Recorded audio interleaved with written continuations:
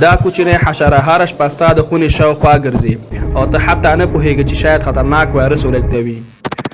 د ویډیو تر اخره وګورئ، شاید د ویډیو اخر مو حیران کړي. یو ځل بیا تاسو په افغان میډیا ټي وي کې ښه راغلاست وایم.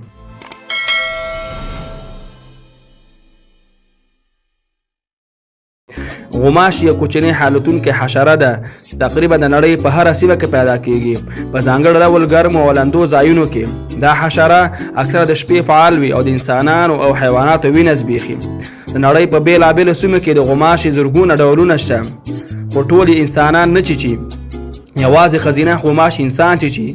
دا یو حیرانونکی حقیقت دی چې نارینه غوماشي اکثره د ګلونو، اوبو او نباتاتو نه استفاده کوي، خو ښځینه غوماشي د هګیو جوړولو لپاره پروټین ته اړتیا لري او دا پروټین د انسان او حیوان له وینې ترلاسه کوي. کله چې غوماشي انسان چیچي، لومړی پر پوستکي کیني، بیا خپله نرۍ ستنه د پوستکي دننه کوي او ورو ورو وینه زبېښي. اکثره خلک د چیچلو پر وخت نه پوهېږي، ځکه غوماشي داسې مواد داخلوي چې درد کم احساس شي.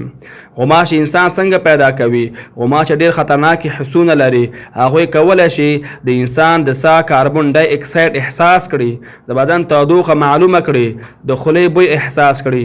همدې امله کله ناکله یو کس زیات چیچي او بل کم. تر ټولو خطرناکې ناروغۍ غوماشي یوازې یو مزاحم حشره نه ده، بلکې خطرناکه ناروغۍ هم انتقالوي. ملاریا یو مشهور خطرناکه ناروغۍ ده چې هر کال ډیر خلک ناروغه کوي. سخته تبه د بدن درد او کمزوري پیدا کوي. زیکا وایرس ځینې وخت د ماشومانو لپاره خطرناک تمامیږي. ژیړه تبه پیدا کوي، د ځیګر او بدن نورو برخو ته زیان رسوي. عجیب حقیقتونه خو دا دي، غوماشي د باران وروسته ډیر زیاتیږي. ځینې غوماشي تر 3 کیلومتره پورې الوتلی شي. غوماشي د تیاره پر وخت هم انسان پیدا کولی شي. د غوماشي عمر ډیر لنډ وي، خو په هماغه لنډ وخت کې هګۍ اچوي. یو ښځینه غوماشي سلګونه هګۍ اچولی شي. غوماشي هګۍ اکثره په ولاړو اوبو، ډنډونو، زاړه لوښي، ټایرونو او لندو ځایونو کې هګۍ اچوي. له همدې امله خلک باید چاپیریال پاک وساتي. که غوماشي ډیر شي باید موږ څه وکړو؟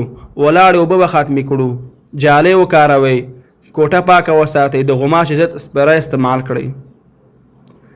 نو اوس پوه شوئ چې دا کوچنۍ حشره ولې د نړۍ د تر ټولو خطرناکو مخلوقاتو څخه شمیرل کیږي. که ویډیو مو خوښ شوی وي چینل سبسکرایب کړئ او ویډیو لایک کړئ، تر نورو ملګرو هم ورسوئ.